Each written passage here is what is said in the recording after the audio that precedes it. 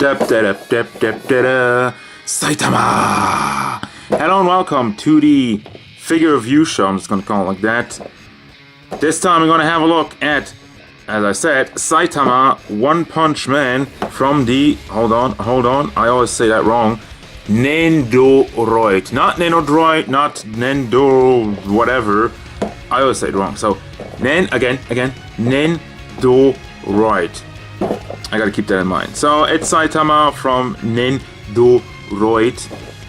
And I don't really have a lot of these figures, but man, I recently started reading One Punch Man. I started reading the manga, and everybody was like, "Oh, One Punch Man is the best thing ever. You gotta watch it." I don't really have time to watch the anime, so I was like, "I'm gonna read the manga," and it is amazing. It is glorious, and I love it. So because I love the manga so much, and when I saw this figure, I was like, "All right, we're getting a Nendoroid. All right, that's Saitama. That's the box, and let's take him out of the box. Boink. This dude is tiny. How tiny? Well, let's see. Size stands in about 9 centimeters.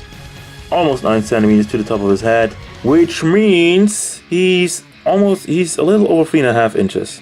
Now, as you can tell, this is highly stylized. This is the Nendoroid. I will not say Nendoroid. I would probably say Nendoroid somewhere in this review. But this is a highly stylized version, like the series is known for. I mean the figure series, not the actual series. The One Punch Man series, manga, anime, whatever. But they didn't really miss any of the detail. You got the nice wrinkles going on in his outfit, and the little silver zipper going on, and the gold belt. All looking nice. Looking good. Articulation wise, this is of course different. So the head is on a split bone joint, as you can see, so you can rotate it around and it swivels at the top and at the bottom. So kind of like you have the double pegs. You have one peg over here and one over there, so you can kind of rotate this around and move this up and down and all around. This cape is removable. It's kind of packed in at the top. Hold on, just like, just for the sake of the review. He has a different cape. I'll get to all the extras. The arms are just on pegs, so all you get out of that is rotation. I mean swiveling around, just going around, nothing else. Lower body is rotating around, and you can kind of pack that off as well.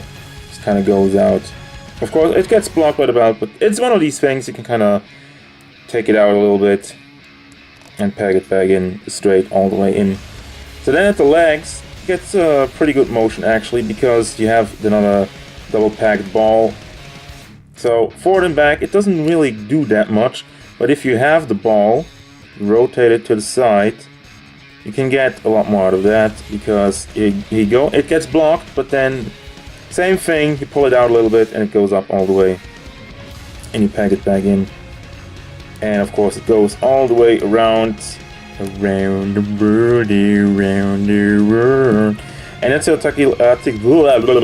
your articulation for your Saitama. But let's get to the accessories, because that's where it really goes on.